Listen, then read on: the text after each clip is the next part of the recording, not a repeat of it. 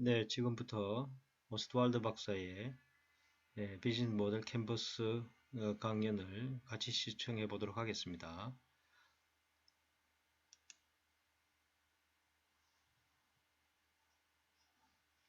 자, 시작하겠습니다.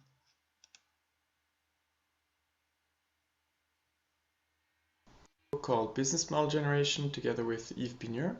And the book is used around the world to figure out what are business models and how do we design business models. So I'm going to talk to you a little bit about how to design, test, and build business models. And we're going to dive deeply into the topic with a Swiss invention. And we're going to go into the time machine. 자, 여기서 오스트왈드 박사가 뜬금없이 타임머신 얘기를 하는데요. 이 부분에 대해서 제가 부연 설명 말씀을 좀 드리려고 그래요. 타임머신은 실제로 존재하는가 뭐 이런 생각을 할 수도 있는데 이 밑에 자막 보면은 뭐 알 수 있지만 오스트왈드 박사는 스위스에서 타임머신이 발명이 됐다 이렇게 얘기를 하죠. 스위스하고 프랑스 국경에 설치되어 있는 그 연구소 이름이 있습니다. 유럽 입자 물리학 연구소. 거기에 세계 최대의 입자 가속기인 거대 하드론 충격기가 있습니다. 이 충격기를 이제 두고 하는 얘기로 그렇게 이해가 됩니다. 그래서 오스트왈드 박사는 과거 얘기를 좀 하겠다라고 얘기를 그냥 하는 것보다는 뭐 스위스의 발명품 타임머신 이게 세계 최초의 타임머신이라고 그렇게 얘기를 하는데요. 타임머신을 얘기하면서 과거 얘기를 하고자 합니다. 자, 계속 보겠습니다. Which was invented in Switzerland. I'm going to take you back to 1958. Why 1958? Because I would like to introduce you to a person called Chester Carlson. So I learned about Chester Carlson from Henry Chesbrough. He told me the story about Chester Carlson. 자, 체스터 칼슨이라는 사람이 이제 그 화면에 나왔습니다. 그죠? 이 사람 얘기를 더 진행하기 전에 이 사람에 대해서도 조금 얘기를 해드릴게요. 그러면 아마 영어가 더 잘 들릴 거라 생각이 듭니다. 체스터 칼슨이란 사람은 이제 그 지금 우리가 사용하고 있는 건식 복사기를 발명한 사람입니다. 그 사람이 이제 일대기를 인터넷에 찾아보면 여러분들이 훨씬 더 이해가 잘 될 수 있는데 그 부편을 좀 줄이기 위해서 제가 얘기를 해드릴게요. 체스터 칼슨이라는 사람은 아까 말씀드린 것처럼 건식 복사기를 발명한 사람입니다. 이 건식 복사기를 시장에 처음 내놓은 회사가 제록스 컴퍼니입니다. 제록스 컴퍼니. 그래서 뭐 영어를 좀 배운 사람들은 복사를 하다라는 단어를 제록스 하다라고도 얘기한다고 하죠. 그만큼 이제 제록스 컴퍼니가 복사기의 혁명을 가져온 그런 회사라고 하죠.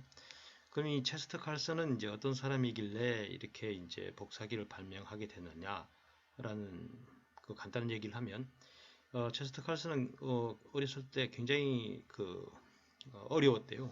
가정 형편이 또 이제 세계 대공황을 거치면서 굉장히 어려운 삶을 살았고 그러면서 자기는 꼭 부자가 되겠다고 생각을 했다고 합니다. 그래서 이제 본인이 그 공학도로서 이제 학부를 졸업하고 로스쿨을 다녔다고 해요. 로스쿨을 다녔는데 야간 로스쿨을 진학해서 다니다 보니까 법률 서적, 법률 책이 너무 비싸가지고요. 그걸 노트에 뺏겨 적곤 했대요. 그런데 이 뺏겨 적는 게 너무 힘들었다고 합니다. 그래서 이제 나중에 이 야간에 이 로스쿨 다녔지만 주간에는 이제 일을 했을 거 아닙니까? 그 주간에 일을 했는 회사의 자기 부서가 특허에 관련된 부서였어요. 그래서 거기서 일하고 있는데 뭐 복사를 할 때 그때 당시에 기계가 습식 복사기였거든요. 건식 습식이 있습니다. 건식 복사기 나오기 전에 습식 복사기 있었던 거죠. 그 습식 복사기를 가지고 복사를 하는데 너무너무 힘든 거예요. 이게 또 특수 용지 가지고 해야 되기 때문에 복사하는 방법도 어렵고 또 복사를 해도 그림하고 사진은 잘 나오지도 않고요. 이런 거를 보면서 이게 정말 불편하다는 생각을 했다고 합니다. 그래서 이제 이 체스터 칼슨이 뉴욕 시립대의 시립 도서관에 몇 개월간 공부를 거치면서 헝가리 과학자가 파우더와 정전기를 이용해서 이제 복사에 성공했다는 그런 사실을 발견하고 자기가 이제 집에서 이제 실험실을 차려가지고 자기가 이걸 연구하기 시작한 겁니다.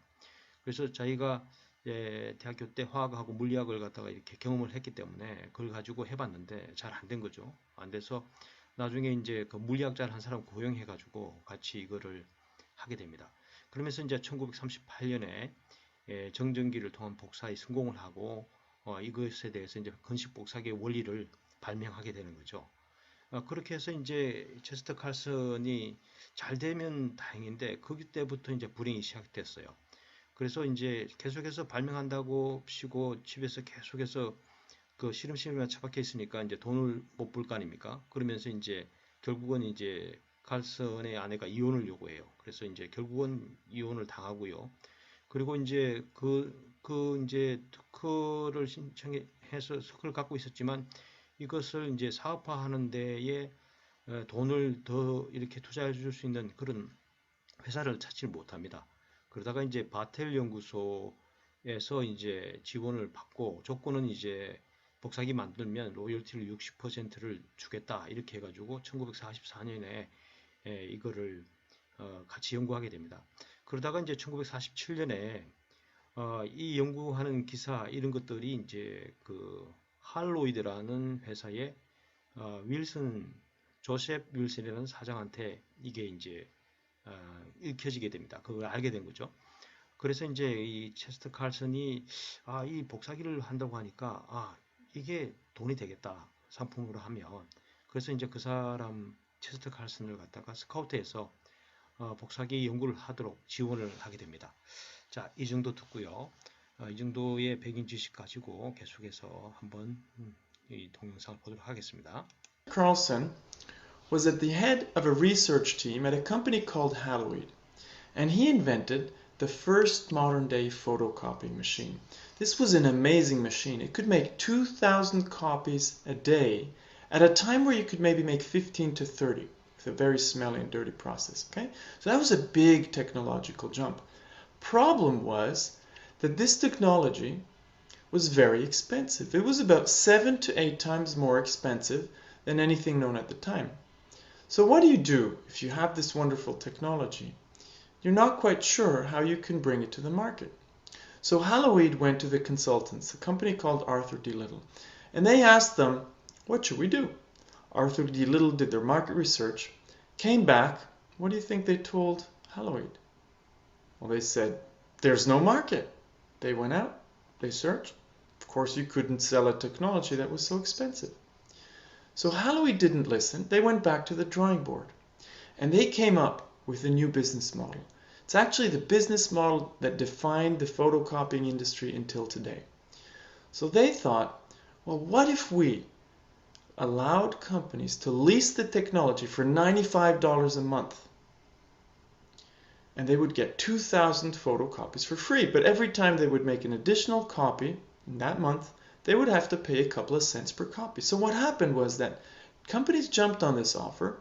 They loved the leasing of this great technology, and they started photocopying not 2,000 times a month, but 2,000 times a day, which means that from day 2 onwards, Haloid, which became Xerox, had amazing growth rates. They started to earn substantial amounts of money on millions, billions of photocopies that were made. Pretty.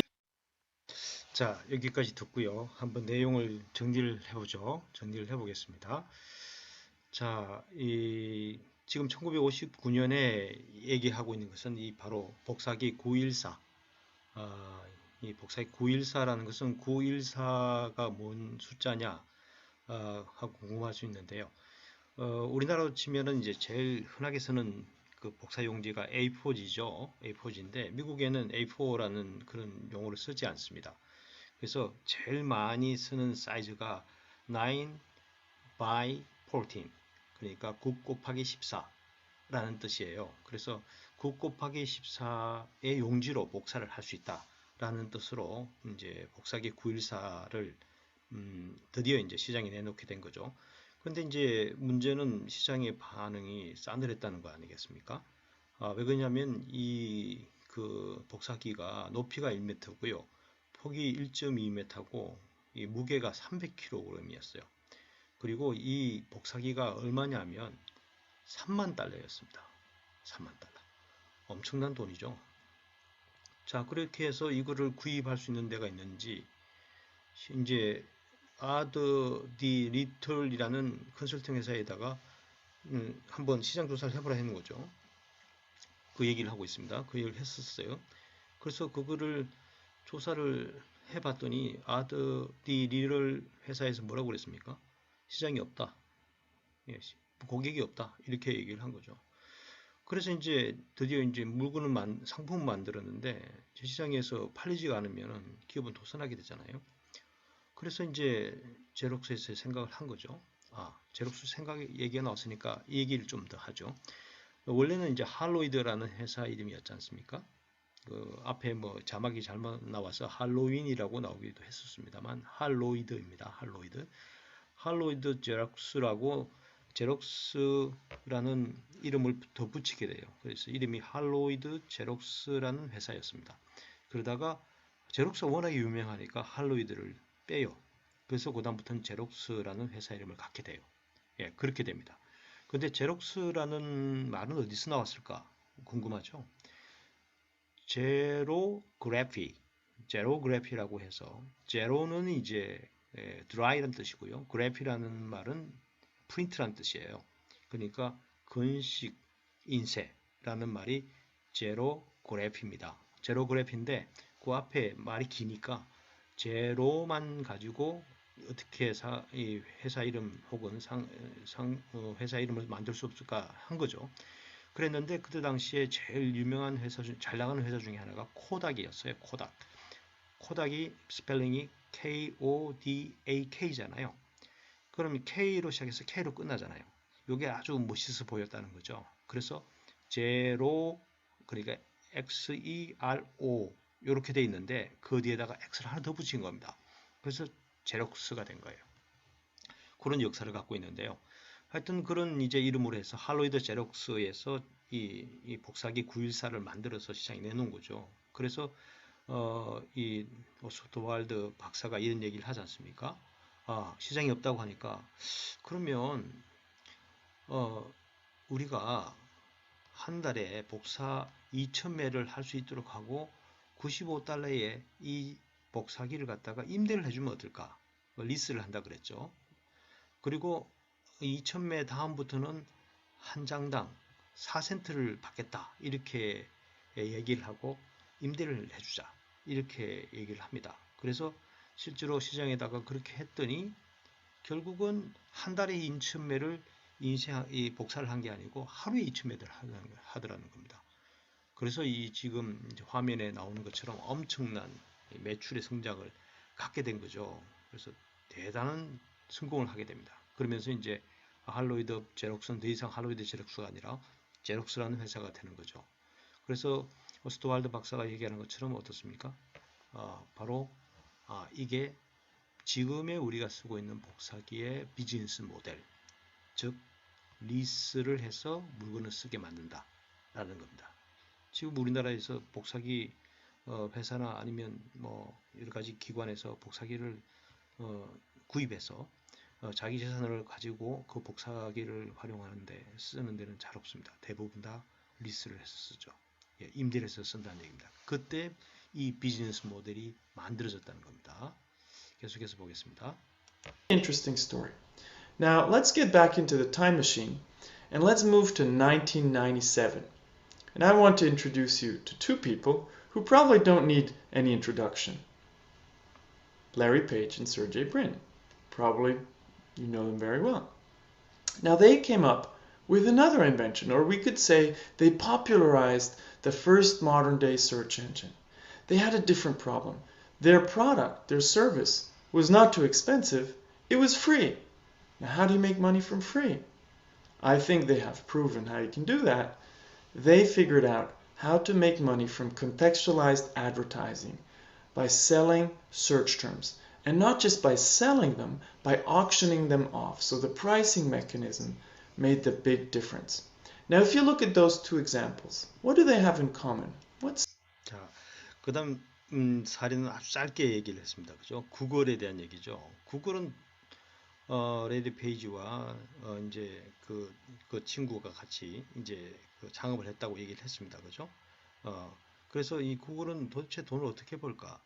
우리가 구글을 사용하는데 설치 엔진을 쓰는데 무료잖아요. 무료인데 도대체 돈을 어떻게 벌까? 그 얘기였죠. 그럼 구글의 비즈니스 모델은 뭐라고요? 예, 설치 엔진을 쓰는데 사용료를 받는 게 아니라 설치 엔진은 무료고 그게 달린 광고를 얘기하는 거죠. 광고. 그래서 구글의 매출에 대비해서 광고 수입이 97%래요. 97%. 대단하죠. 그런데 구글은 실제로는 광고로 먹고 사는 회사입니다. 그죠? 자, 구글의 광고 수입은요, 미국으로 기준을 했을 때 5개 방송사, 들으면 다 아는 방송사입니다. CBS, MBC, ABC, 팍스, 뭐 유명한 미드 같은 거 나오는 그 채널이 팍스거든요. CW 같은 광고 수입을 합한 것하고 거의 맞먹는데요. 그러니까 엄청나죠. 예, 그래서 이런 광고 수익으로 검색 엔진은 무료로 제공하고 광고를 거기에 붙여서 광고 수입으로 이제 비즈니스를 하는 것이죠. 자, 그래서 이 사례에서 뭐가 공통점이냐 이런 얘기를 하고 있습니다. 그죠? similar between those two examples? What do you think? I'll give you 3 points. The first point is a very important one. 자, 공통점 3가지를 얘기합니다. 한번 잘 들어보겠습니다. Is that in both cases, the product innovation, the technology innovation alone was not sufficient. It was important. It was even a core part of the success, but alone it was not sufficient. It was the combination between technology and product innovation and the business model. So you really want to figure out how business models, products, technology, how they fit together and how they can lead to success and give you a competitive advantage. The second point was that they didn't copy from competitors. Nobody did anything like that, so they had to invent new business models. Now, what's the first thing we do today? We look around us, we try to figure out what do others do, and we might want to be a little bit better, a little bit faster, maybe a little bit cheaper. But sometimes it can be very powerful to move ahead and try out something new, a new business model, because that's what can give you a real competitive edge. And now let's look at the third point. What do you think? Could they prove up front that these business models would work? Very tough, right? They didn't know that these business models would work. So they had to experiment. They had to experiment to figure out if this would work. And that obviously requires some risk taking. And what I'll talk about a little bit at the end of the presentation is, could we test business models? Let's see.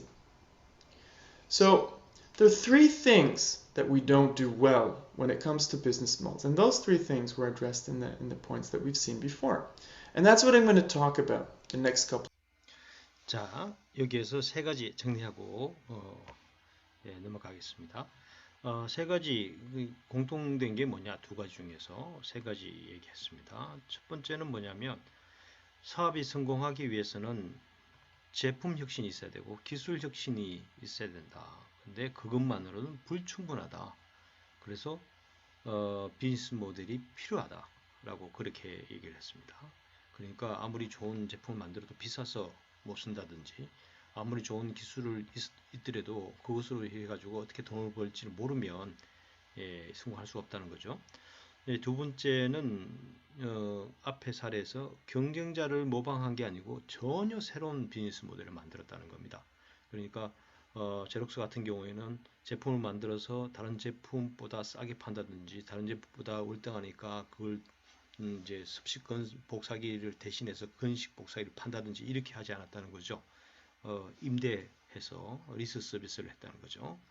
자, 3번째는 이런 얘기를 하고 있습니다. 이게 아주 중요한 포인트 중에 하나인데요. 성공할 줄 몰랐다는 겁니다. 이 비즈니스 모델이. 그래서 어떻게 해요? 익스페리멘트, 실험하라는 겁니다. 결국은 위험을 감수하고 실험을 해서 성공했다는 겁니다. 그렇게 해서 공통점에 대해서 정리를 해줍니다. 그래서 이제 이 동영상 이 시점부터 뒤로부터는 이제 비즈니스 모델에 대한 얘기를 해 나갑니다. 이제 비즈니스 모델 제너레이션이라는 책에 미니 케이스부터 시작해서 이제 비즈니스 모델에 대한 차근차근한 설명을 하게 될 겁니다.